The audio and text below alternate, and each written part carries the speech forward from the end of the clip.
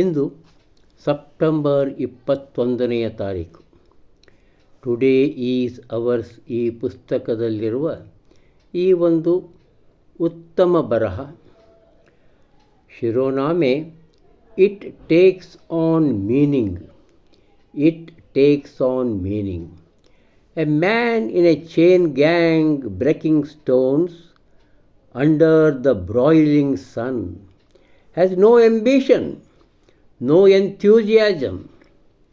For him, never-ending monotony of his work is almost unendurable. A sculptor, on the other hand, in chiseling a beautiful statue out of a block of marble, toils away with a high degree of fervor. Much of what he does is of necessity, routine and mechanical, but the task of making cold stone glow with life is made interesting and enjoyable because he has a purpose. Purpose makes the difference. However trivial the task, it can be made meaningful through the purpose we carry into our work. When you catch yourself starting a thought that will produce a stressing emotion like worry, anxiety, fear, apprehension, discouragement, or the like, stop it and substitute the thinking that brings a healthy emotion like equanimity, resignation, courage, determination, cheerfulness. ಒಂದು ಉತ್ತಮ ಬರಹ. ಇದೇ ಅರ್ಥೈಸುವ ರೀತಿ, ಇದನ್ನು ಈ ರೀತಿಯಾಗಿ ಅರ್ಥೈಸಿಕೊಳ್ಳಬೇಕು ಅಂಥೇಳಿ ಮಾರುಸರು ಒಂದು ಅಪೂರ್ವವಾದ ಶಿರೋನಾಮೆಯನ್ನು ಕೊಟ್ಟಿದ್ದಾರೆ.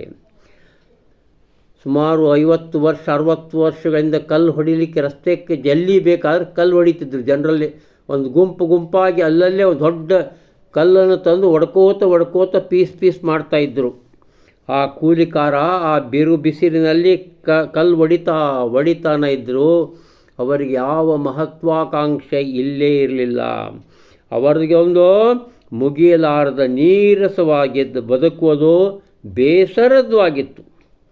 ಅಷ್ಟೊಂದು ಅಸಾಧ್ಯವಾದ ಸಹಿಸಲಾರದ ಒಂದು ಆ ಕೆಲಸವನ್ನು ಅವರು ಮಾಡ್ತಾ ಇದ್ದರು. ಇನ್ನೊಂದು ಕಡೆ ಓರ್ವ ಶಿಲ್ಪಿ ಅಮೃತ ಶಿಲೆಯಲ್ಲಿ ಕಲ್ಲಿನ ಮೂರ್ತಿಯನ್ನು ಕಟ್ಟಿತಾ ಇರ್ತಾನೆ. ಅವನೂ ಸಹ ಬಹಳ ಶ್ರಮವನ್ನು ವಹಿಸ್ತಾನೆ. ಭಾವ ತೀವ್ರತೆಯಿಂದ ಕೆಲಸ ಮಾಡ್ತಾ ಇರ್ತಾನೆ. ಆ ಶಿಲ್ಪಿ ಮಾಡೋದೆಲ್ಲವೂ ಅವಶ್ಯ ಕೆಲಸವೇ. ರೂಢಿಗತವಾಗಿದ್ದರೆ, ಯಾಂತ್ರಿಕವಾಗಿ ಆದಾಗಲೂ ತಂಪಾದ ಶಿಲೆಯು ಮೂರ್ತಿಯಾದಾಗ ಜೀವ ತುಂಬಿದಂತೆ ಹೊಳೆಯುವ ಮೂರ್ತಿಯಾಗುತ್ತದಲ್ಲ, ಅದು ಆವಾಗ ಏನು ಮಾಡ್ತದೆ? ಆಶ್ಚರ್ಯವನ್ನು ಹುಟ್ಟಿಸ್ತದೆ, ಸಂತೋಷವನ್ನು ಕೊಡ್ತದೆ. ಏಕೆಂದರೆ ಶಿಲ್ಪಿಯಲ್ಲಿದೆ ಒಂದು ಗುರಿ, ಒಂದು ಉದ್ದೇಶ.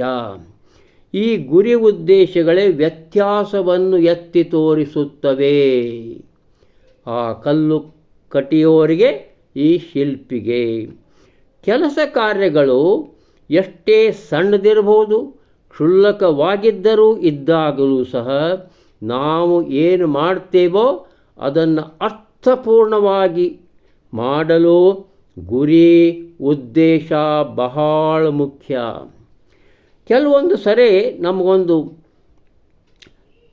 ಈ ಋಣಾತ್ಮಕವಾದಂಥ ವಿಚಾರಗಳು ಉದ್ಭವಿಸಿಬಿಡ್ತಾವೆ. ಅವು ಚಿಂತೆ, ಅವು ಆತಂಕಗಳು, ಭಯ, ಗುಮಾನಿಗಳು, ನಿರುತ್ಸಾಹ ಅಥವಾ ಅದರಂತೆ ಇನ್ನೂ ಅನೇಕಾನೇಕಗಳು. ಆದರೆ ನೀವು ತಕ್ಷಣ ಅವನ್ನು ತಡಿಬೇಕು. ತಕ್ಷಣ ಅವನ್ನ ತಡಿಬೇಕು. ಅವುಗಳ ತಾಣದಲ್ಲಿ ಆರೋಗ್ಯಕರವಾದ ಭಾವನೆಗಳನ್ನು ತರಬೇಕು. ಅವು ಯಾವ ಹಂಗಾರ? ಅವನ್ನ ಆರೋಗ್ಯಕರವಾದ ಭಾವನೆಗಳನ್ನು ಅವು ತಾಣದಲ್ಲಿ ಸೇರಿಸಬೇಕು. ಅದು ಏನು? ಸಮಚಿತ್ತತೆ. ಒಂದೊಮ್ಮೆ ವಿರಕ್ತಿ ಅಂದರೆ ತಾಳ್ಮೆಗೆ ತಲೆಬಾಗುವುದು. ಆಮೇಲೆ ಧೈರ್ಯ, ದೃಢನಿಶ್ಚಯ ಹಾಗೂ ಉತ್ಸಾಹ, ಇವೆಲ್ಲ ಗುಣಗಳನ್ನು ನೀವು ತಂದುಕೊಳ್ಳಬೇಕು. ಹೊರತಾಗಿ ಈ ಮೊದಲು ಹೇಳಿದಂತಹ ಆ ನಿರುತ್ಸಾಹದ ಗುಣಗಳನ್ನು ಇದು ಮಾಡಬೇಕು. ಯಾಕಂದರೆ ಅದರಿಂದ ಈ ಹೇಳಿದಂಥ ಗುಣ, ಸಮಚಿತ್ತತೆ, ತಾಳ್ಮೆ, ಧೈರ್ಯ, ದೃಢನಿಶ್ಚಯ, ಉತ್ಸಾಹ ಎಲ್ಲ ಒಂದು ಆರೋಗ್ಯಕರವಾದ ಭಾವನೆಯನ್ನು ತರ್ತಾವ ಅಂತ ಇಲ್ಲಿ ಬರೆದಿರಿಸಿದ್ದಾರೆ ಶ್ರೀ ಮಾರುಸ್ ಅವರು. ಎಲ್ಲರಿಗೂ ನಮಸ್ಕಾರ.